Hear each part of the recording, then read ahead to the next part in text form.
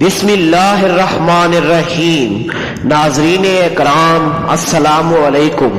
Z H voice کے دوستو، آج کی ویڈیو میں ہم نبی کریم صلی اللہ علیہ وآلہ وسلم کے چند معجزات کا ذکر کریں گے، جن معجزات کی وجہ سے نبی کریم صلی اللہ علیہ وآلہ وسلم کی نبوت کے سچے ہونے کی تصدیق کئی مشرکین نے کی اور وہ اسلام کی دولت سے مالا مال بھی ہوئے۔ محترم دوستو، اعلان نبوت کے بعد نبی سے ایسا کام ظاہر ہونا جو عام طور پر ممکن نہیں ہوتا، اسے معجزہ کہا جاتا ہے۔ جیسے مردوں کو زندہ کرنا، چاند کے 2 ٹکڑے کرنا وغیرہ معجزے نبی کی نبوت کی دلیل ہوتا ہے۔ معجزے کے ذریعے سچے اور جھوٹے نبی کی پہچان ہوتی ہے۔ اللہ تعالیٰ کے 1,24,000 کم و بیش انبیاء کرام زمین پر نازل ہوئے اور اللہ تعالیٰ نے اپنی رحمت کے ذریعے ہر نبی کو کوئی نہ کوئی معجزہ ضرور عطا فرمایا، جس معجزے کے پیش نظر بہت سے لوگ ان پر ایمان لے آتے تھے۔ ہمارے آخری نبی صلی اللہ علیہ وآلہ وسلم کو اللہ تعالیٰ نے بے شمار معجزات عطا فرمائے، جن کا آج ہم اس ویڈیو میں ذکر کریں گے۔ پیارے دوستو، نبی کریم صلی اللہ علیہ وآلہ وسلم کی پیدائش ہی ان کا سب سے بڑا معجزہ تھا۔ آپ کی پیدائش کے وقت ایسے عجیب و غریب اور مافوق الفطرت واقعات پیش نظر آئے جو کہ آپ صلی اللہ علیہ وآلہ وسلم کے معجزات تھے۔ جیسا کہ جب نبی کریم صلی اللہ علیہ وآلہ وسلم پیدا ہوئے تو اللہ تعالیٰ نے قریش مکہ کو پھلوں پھولوں سے لاد دیا، اناج کی فراوانی فرما دی۔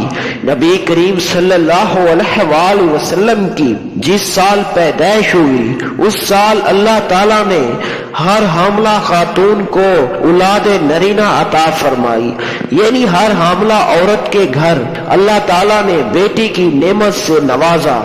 ایک دفعہ ایک کافر نے نبی کریم صلی اللہ علیہ وآلہ وسلم سے کہا، اے محمد صلی اللہ علیہ وآلہ وسلم، اگر آپ سچے نبی ہو تو چاند کو 2 ٹکڑوں میں تقسیم کر کے دکھاؤ۔ نبی کریم صلی اللہ علیہ وآلہ وسلم نے اپنے ہاتھوں کی انگلی مبارک سے چاند کو 2 ٹکڑوں میں تقسیم کر دیا۔ ایک دفعہ ابو جہل نے نبی کریم صلی اللہ علیہ وآلہ وسلم کے سامنے اپنی بند مٹھی پیش کی اور کہا کہ اگر آپ مجھے بتا دیں کہ میری مٹھی کے اندر کیا ہے تو میں آپ پر ایمان لے آؤں گا اور آپ کے خدا کو مان لوں گا۔ نبی کریم صلی اللہ علیہ وآلہ وسلم کے حکم سے ابو جہل کی مٹھی میں پتھروں نے کلمہ پڑھنا شروع کر دیا، جس کو دیکھ کر وہ حیران ہو گیا، لیکن وہ اسلام قبول نہ کر سکا۔ ایک جنگ کے موقع پر ایک صحابی کی آنکھ نکل گئی، وہ اپنی آنکھ کو اپنے ہاتھ پہ لیے نبی کریم صلی اللہ علیہ وآلہ وسلم کی بارگاہ میں پیش ہو گیا تو آپ صلی اللہ علیہ وآلہ وسلم نے اس صحابی کی آنکھ اپنے ہاتھ سے پکڑ کر اس کی جگہ پر رکھ دی تو وہ آنکھ پر اپنی جگہ پر جڑ گئی۔ غزوہ خیبر کے موقع پر جب نبی کریم صلی اللہ علیہ وآلہ وسلم نے سیدنا علی رضی اللہ تعالی عنہ کو اپنے پاس بلایا اور ان کو اسلام کا پرچم عطا فرمایا اور ان کو اسلامی فوج کی سپہ سناری عطا فرمائی تو سیدنا علی رضی اللہ تعالی عنہ نے عرض کیا، یا رسول اللہ، میری آنکھوں میں بے حد تکلیف ہے۔ آپ صلی اللہ علیہ وآلہ وسلم نے اپنا لاب دہن مبارک حضرت علی رضی اللہ تعالی عنہ کے آنکھوں میں لگایا، جس سے ان کی آنکھیں بالکل ٹھیک ہو گئی۔ جنگ بدر کر موقع پر مسلمان بے زر و سامانی کا شکار تھے، مسلمانوں کے پاس ہتھیار بھی پورے نہ تھے۔ ایسے میں ایک صحابی نبی کریم صلی اللہ علیہ وآلہ وسلم کی خدمت میں حاضر ہوئے اور عرض کرنے لگے، یا رسول اللہ، میرے پاس کوئی تلوار نہیں، میں دشمنوں سے کیسے لڑوں؟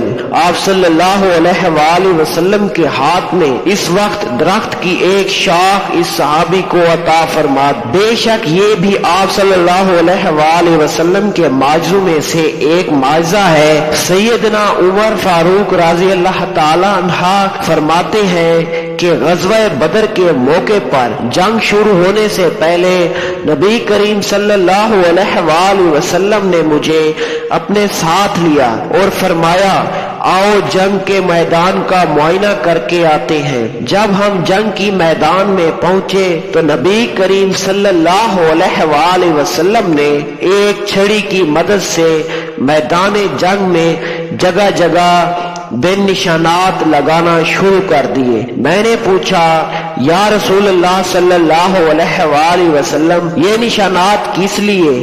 آپ صلی اللہ علیہ وآلہ وسلم نے ایک ایک نشان پر نشاندہی کرتے ہوئے ایک ایک کافر کا نام لیا اور فرمایا کل فلاں کافر اس جگہ پر ہلاک ہو کر گرے گا۔